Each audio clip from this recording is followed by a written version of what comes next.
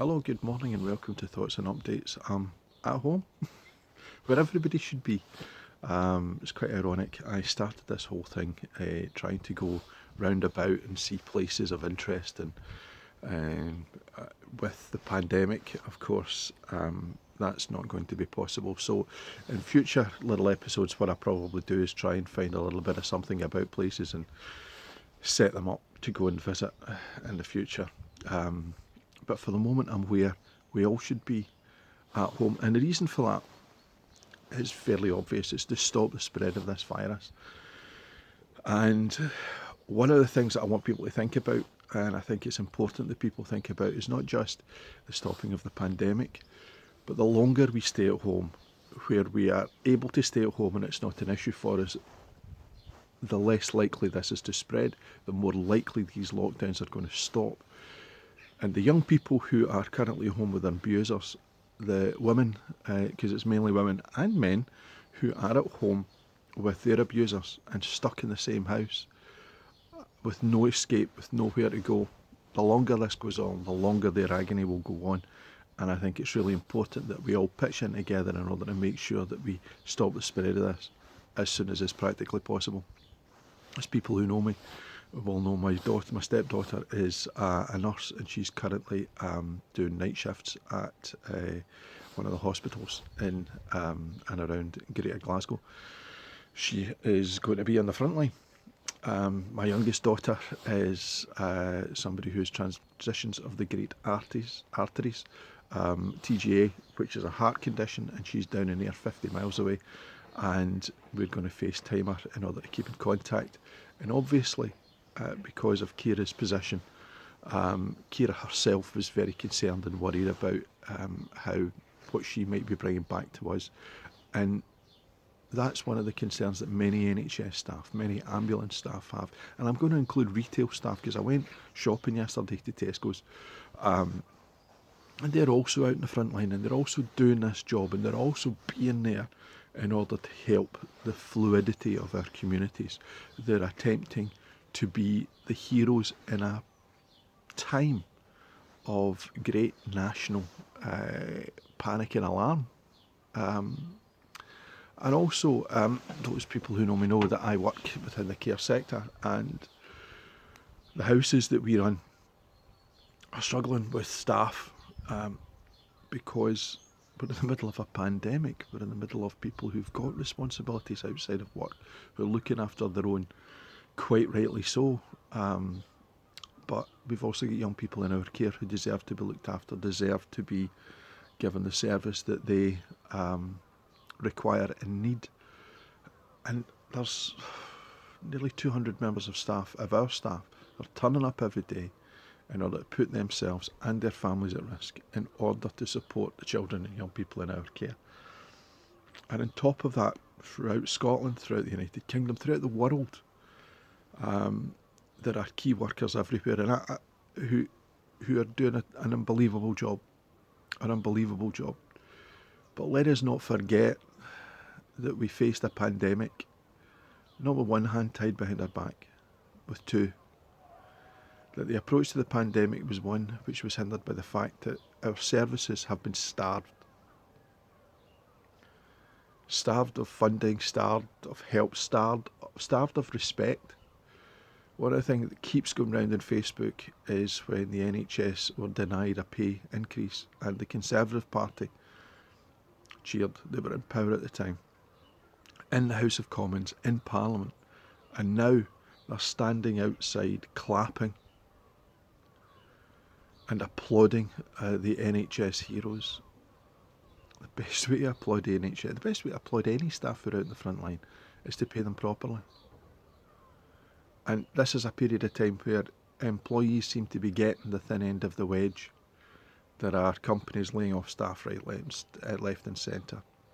Witherspoons have a boss who backed Brexit, which might or might not be in some way a correlation or a relationship that you can make. However, he told all his staff to go and get a job at Tesco's, go and work in a supermarket. I'm not paying you. You can beat it. You can get lost. We're closed. He's a billionaire. It beggars belief somehow, however.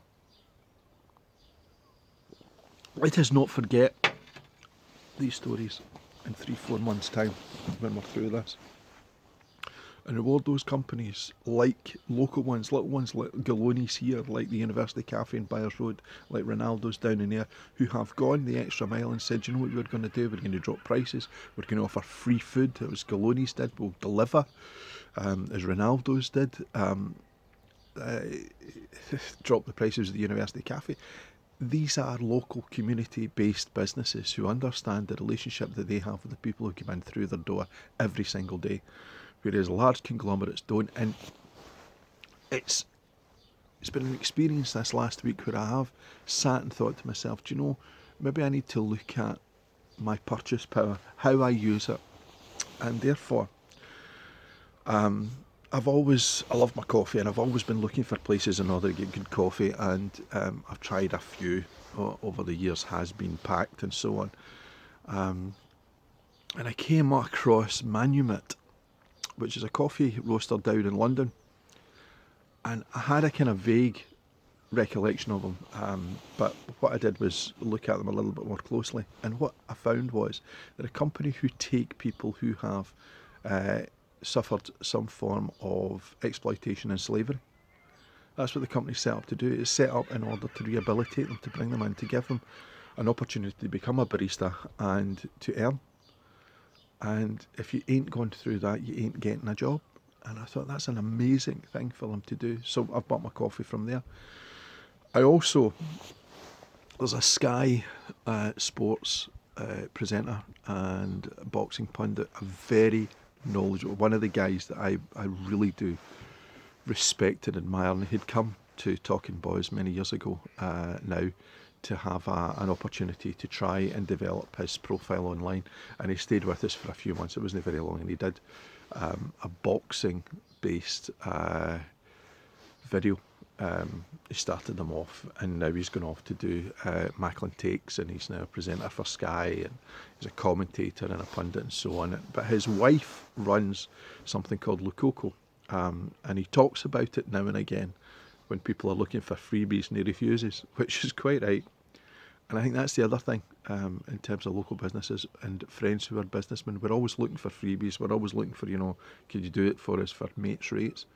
So I went on and I bought a few bits of chocolate from Lucoco because it's coming up Easter, and I know that I'm not going to get down to see my daughter to give her an Easter egg in the way that I want to, and a little bar of chocolate that's a bit different might do. It's also rushing towards her birthday on the 7th of April, and I need to get my backside in gear and work out what it is that she's going to be getting, and she needs to get her backside in gear and tell me what she wants. But would you get the kid who's got everything? So politically this week, Alex Salmond is not a sexual predator, so says the court, so says 13 people who sat in judgment, and we are now left with 9 women who feel absolutely devastated at the verdict I'm reading this morning. But the political fallout will come because there's going to be a book, and there's going to be Salmond's riposte to those that he believes put him in the situation of having to defend himself. There certainly is a change in the view of how we look at our former First Minister, the principal and highest level of political office in Scotland.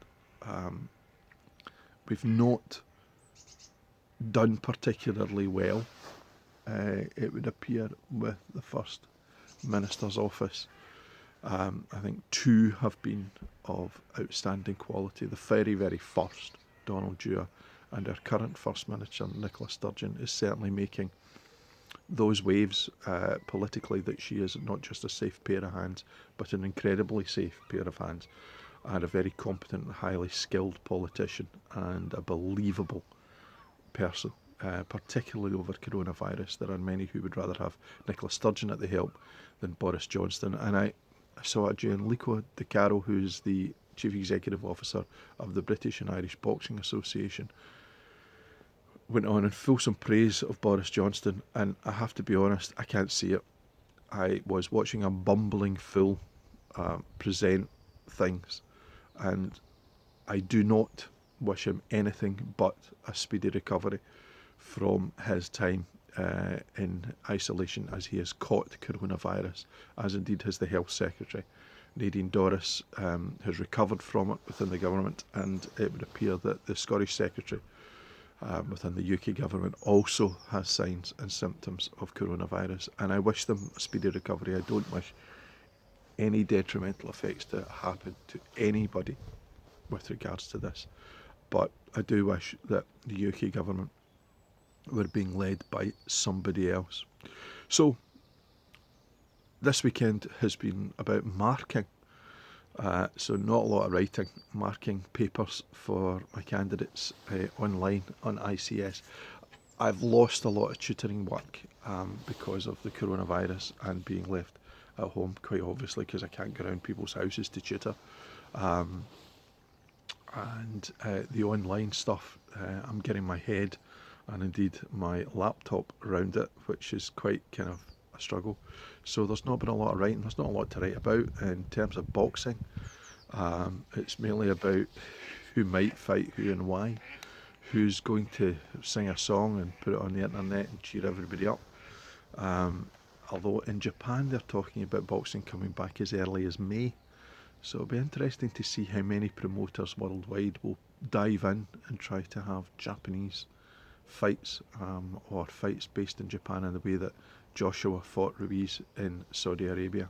I certainly do wonder. I mourn the passing of Roger Mayweather in America.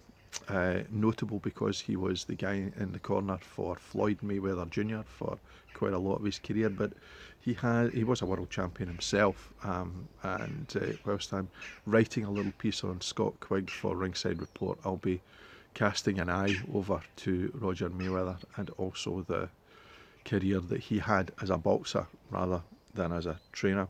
In terms of football, when should it all end? Should it all have ended? The lower leagues in the pyramid system down in England have decided the game's a bogey. They've scrubbed the season, which has gone down very badly. Hearts are in the firing line at the moment because the owner Anne Budge has said, look guys, I know you're employees, you're players, but if you don't take a 50% wage cut, I'm going to freeze your wages. Which seems she's getting a lot of stick for bullying tactics, and I understand that. But I wonder what will happen if there's no Hearts. Because some of the people who have, like the managers agreed, I think, to take no wages. Their principal striker has agreed to a 50% cut. I wonder how many it would take before the club was in real crisis financially and was they going to survive. In terms of other things that I've been working on, the Scottish Football Supporters Association, we're still working on going back out to Malawi and continue that partnership, which is a very, very big part of what the SFSA have been working on. And I think it's important that in these times that we try to get some kind of normality in our day in daily, and I've certainly been attempting to do that. I don't know if I've been achieving it. It's been not stir crazy in here, but it has been something which has been quite challenging, I think, for the majority of people. But when I see Kira go out and I see her go and work on the front line, when I know that my staff are going out and they're now deployed in houses in order to work in the front line, I know that what we have is a duty and a responsibility to attempt to fight collectively against something that is killing people, and it's the spread of it that is quite undeniably a massive challenge. So, Faheem, which is where I am, where you should be, it's goodbye for now, and I will see you next week. Probably I'll try and make it a different spot, but it's dawn in Scotland. The clocks have gone back. The view is rather wonderful, but hopefully it won't be too long before we're all looking at different views if we stay at home for just now. Bye for now.